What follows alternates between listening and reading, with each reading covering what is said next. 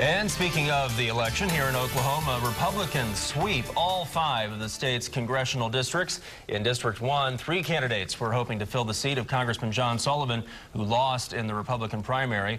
With 100% of the precincts now in, Jim Bridenstine won with strong support from GOP voters with 63% of the vote. Democrat John Olson fought hard, but it was an uphill battle for him all the way.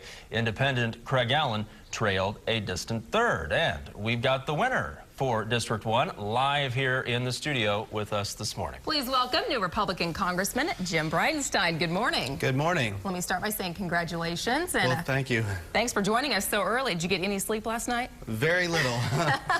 Maybe 2 or 3 hours, but it was well worth it. Oh, I'm sure. All right. Well, we have to ask you, now that you have been elected, what's your first goal? What do you plan to do to start with? Well, there's a lot of things we have to do. We need to put together a team. We need a team here in the home district. We need a team in Washington, D.C.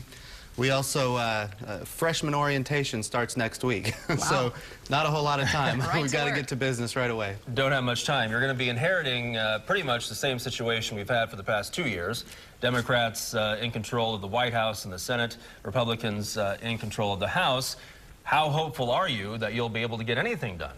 Well, you know, I heard the president last night say that he wanted to sit down with Governor Romney and talk about areas where Republicans and Democrats can work together. And I take him on his word with that. Certainly there's going to be a lot of Republicans watching, and it'll be my pleasure to serve in the first district in Washington, D.C. and hopefully work with the president in accomplishing some things that we all agree need to be done. You've been very outspoken throughout the campaign about many things, Obamacare, abortion. How do you plan to tackle some of those issues? Well, certainly there are a lot of issues that have to be dealt with absolutely, almost immediately. We're looking at the largest tax increase in American history set to take place on January 1st. I'm hoping things can get done with that in the lame duck. If not, then that's something we're going to have to deal with. We're looking at some of the biggest defense cuts our country has ever seen.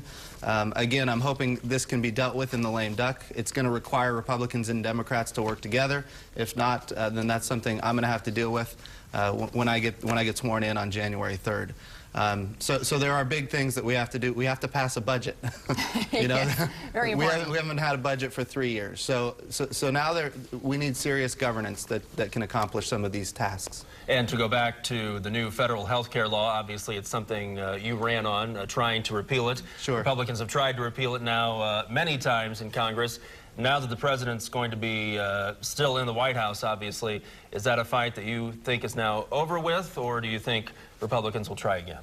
Well, there is no, first of all, the President of the United States has already set the precedent. There are over 1,000 different companies and institutions that have received waivers. And my goal as a member of Congress will be to make sure that my constituents receive waivers when they want waivers.